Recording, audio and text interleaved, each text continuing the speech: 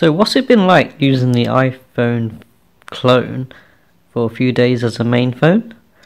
Well, I'll get into the details in this video. So we have the phone here, and it's got the case that came with it. You also get a screen protector in the package, but I have not needed to use that. So using the phone for a few days as a main phone, I can say that it's okay, just like any other smartphone really, but you do notice some limitations, but also some cool things as well. Okay, phone is loaded up.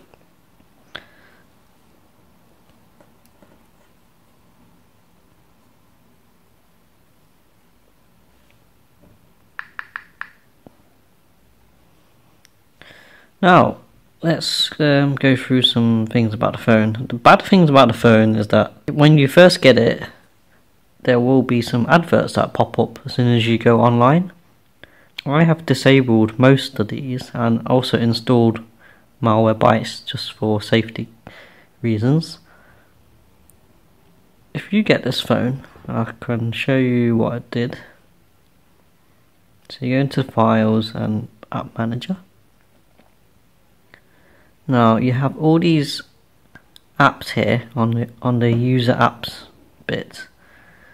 What I did was, in every one of these security apps or settings, I completely disabled the app, and that actually helped quite a bit and stopped most of the pop-ups. But there is still one occasional pop-up that happens when you load up an app, but it's not too bad because you can get rid of it, and there probably are ways of disabling that. Now the other thing is that this phone only has 1 gig of RAM. It can be quite slow. If you install a lot of apps, it will probably slow it down a lot. Depends on how many apps you normally use. If you don't use that many apps, then this phone would be fine for you.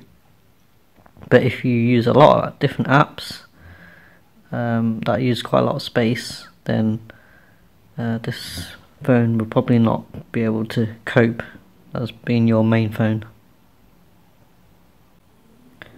So one of the other cool things about this phone is that the way the apps appear on the home screen, and you can do pretty much the same as you do in iOS.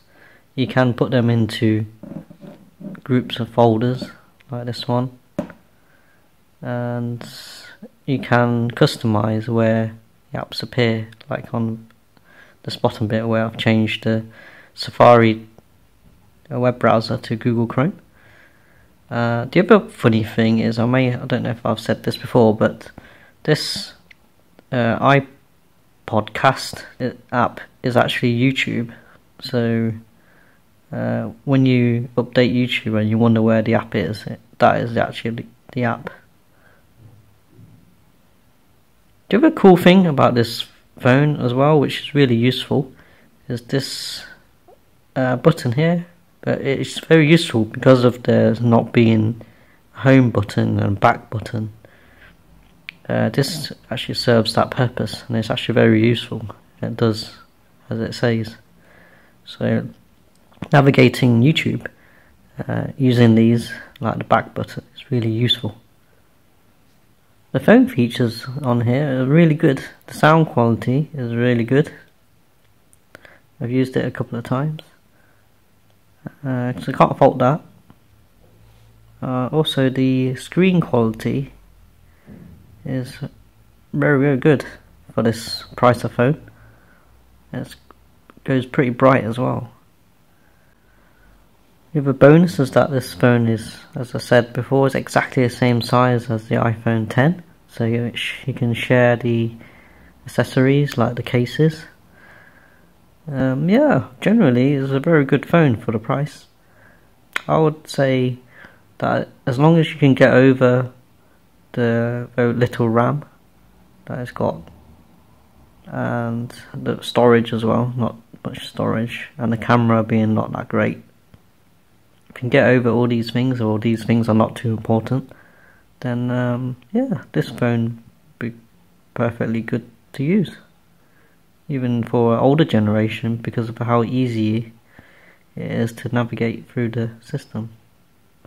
Anyway, I'll see you later guys, cheers.